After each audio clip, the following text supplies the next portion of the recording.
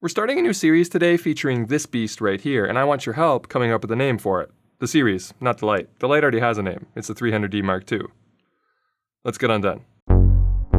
Gerald Undone. He's crazy. What's happening, everybody? I'm Gerald Undone, and I have a beginning and a middle, but no. So every once in a while I'll be making a review for a product that starts to take on a more conventional structure when I realize that all I really want to do is geek out about the build quality or some particularly clever set of features rather than make a typical review. And that's exactly what I want to do with this light here. I already know that there's going to be several well-explained reviews covering this light. In fact, Curtis Judd already uploaded one that covers the specs and technical aspects of this light beautifully that I highly recommend that you go watch. So instead, let this be the first video in a series where we focus on the craftsmanship. But I do need your help coming up with a name for the series, so please put your suggestions in the comments below. I was thinking something along the lines of really well made, as in like really well made part 1, the Aputure 300d Mark II, but replace really well made with something catchy that might potentially work as an acronym or initialism. And just so you're aware, this series will not contain sponsored videos, and that also goes for the Aputure 300d Mark II. This is not a sponsored video. I just really love this light. Anyway, while you work on that title for me, I'm going to switch out this light with the one that's currently lighting me, which is the Aputure 120d Mark II, so we can see what the 300d Mark II looks like on my face. And here, watch this montage while I do that.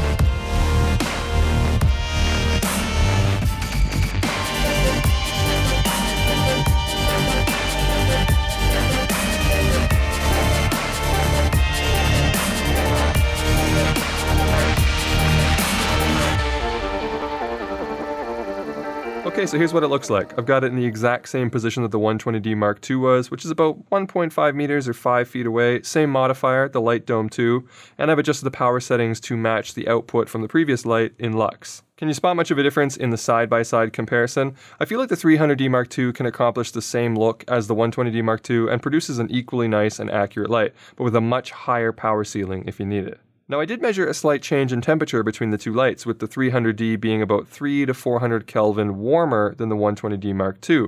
But this isn't a huge deal, and I found it still pretty easy to mix the lights together, even if you don't change the white balance, which you saw in the side-by-side comparison. Those are with the same white balance for the two lights, so you can see that they're not really that different in terms of temperature, and it's easy to mix these lights together. But I want to expand a bit on the 300D Mark II's ability to become a 120D Mark II, because that's one of the features about this light that I think is worthy of the praise that I referred to in the beginning of this video. So the control box has two battery slots, one red and one black, and if you put both batteries in, it acts just like it would on mains power and is a fully powered 300D Mark II.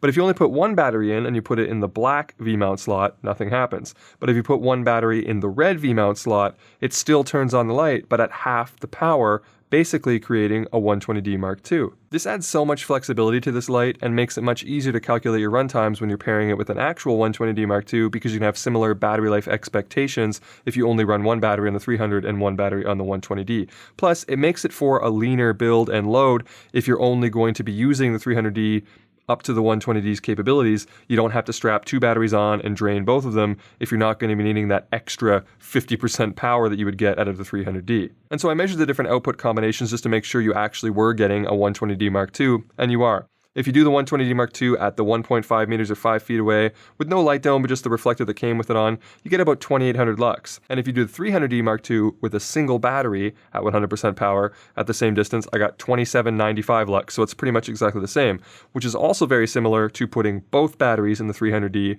and running it only at 50% power linear. But there is a caveat to this, and it depends on which reflector you use. For this test, I used the same reflector that came with the 120D Mark II on both lights, because if you use the new reflector that comes with the 300D, you actually get quite a bit more output, and we'll talk about that a bit more when we talk about the new reflector. But the gist of it is that it's great that you can just put one battery in it rather than two and then turning it down, and with the one battery you get a 120D Mark II. So you get both lights in one. Now just a second ago I said 50% power linear, and that's because on the 300D Mark II you can actually adjust the curve shape of the dimmer response, which is a fantastic feature and something that I've complained about a lot on previous lights. Other lights can be unpredictable in this regard because maybe you're adjusting the dimmer up and the first 80% seems to do very little, but then the last 20% really increases the power of the light. Well, on the 300D Mark II you can actually customize that curve and choose between an exponential curve, an S curve, a log curve, or a linear one, which is fantastic when you want each percentage to scale evenly and represent represent an equal 1% of output as you work your way up from 0 to 100. Now also in that menu you can change the fans to 2 different settings, either forced on so that they're always running, or auto so they only run when necessary based on the temperature of the light. I found that at lower power percentages the fans never really come on, and even if you force the fans on it's still very quiet. And the unit as a whole is a lot more quiet than the previous edition because the control box is now completely silent. But here's a little sample of the audio with the fans forced on, and again the microphone's about 1.5 meters away from the light, and this is what it sounds like with the fans on full blast. That control box, by the way, is brilliantly designed, and not just because of the balanced left and right battery slots, but the distribution of the weight, the shape, and the size for better gripping, and this terrific paracord-esque lanyard. But you don't need to hang it from the lanyard because it also has a shoe on the back that allows you to quick clip it to the included super clamp that attaches to your stand. This keeps it from dangling and allows you much more precise height adjustments when it comes to cable management. And both of the included cords are pretty long as well. The one that goes from the control box to the light will allow you to get this at least 4 meters or 13 feet in the air if you attach the control box to the stand in a position that supports that. And the cable that runs from the control box to the wall outlet is about 6 meters or nearly 20 feet long and uses a Nutric connector for safe and secure attachment. The control box also has 4 metal bars on the side which can be used as feet when placing the unit on the floor or a shelf, which keep it stable while still providing access to the interface. And speaking of that interface, the controls are laid out intuitively and carry the same channel and group settings from before, which means you can use your old remotes when you set it to the 2.4G wireless mode. But now it also supports Bluetooth, so you can connect this to the upcoming Sidus Link app, which will allow you to control this light with your phone. But where Aputure nailed it again is by providing a solution for their previous lights as well. You'll be able to get an accessory for all of your old lights to get them up and running on the same app. I'll cover the app in more detail once I get that accessory for the older lights and once Android support is available for the app, but this is another brilliant move by Aputure to not exclude customers who bought your previous lights. Stuff like that makes it so much easier to recommend and invest in a company's products. The 300D Mark II also has a series of lighting effects that can have their intensity and interval adjusted, as well as the ability to trigger some of them with the push of a button.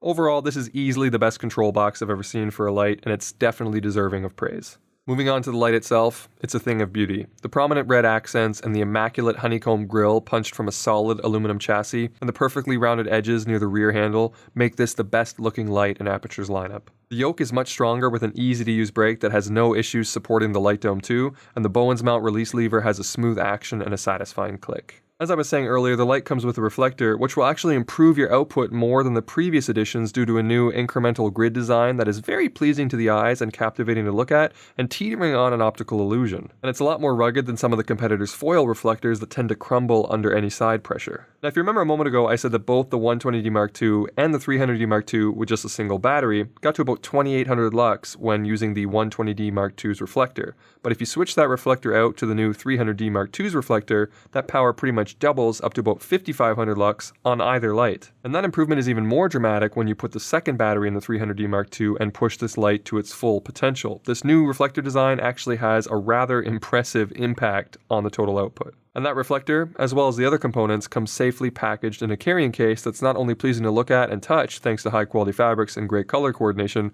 but it's incredibly robust. You might have seen my Instagram story where I was able to stand end to end on this thing without any issue, and I'm well over 200 pounds or over 90 kilograms, so this can easily double as a stool or even a table base on set. And if you didn't see my story on Instagram, that means you probably aren't following me, and you should fix that immediately. Alright, so I think those are all the features that I wanted to gush about, but obviously I'm going to have to address the fact that while this is easily Aputure's best light to date, it's also their most expensive. But I wouldn't let the price dissuade you. You're getting top quality here, and in many ways better quality than some of the industry standards that can cost up to 3 times as much. Aputure is still a terrific value brand, and so when a product of theirs reaches $1,100, you know you must be getting something special, and you definitely are with the 300D Mark II. And now that Aputure has proven their longevity, and now legacy support with this new app, I have no issues recommending this light to anyone that has the budget for it. But that's going to be it for me. I hope you found this video helpful or at least entertaining, and if you did, make sure you leave it the old thumbs up and consider subscribing if you haven't already. But if you did not find this video helpful or entertaining, feel free to hit the dislike button twice. Alright, I'm done.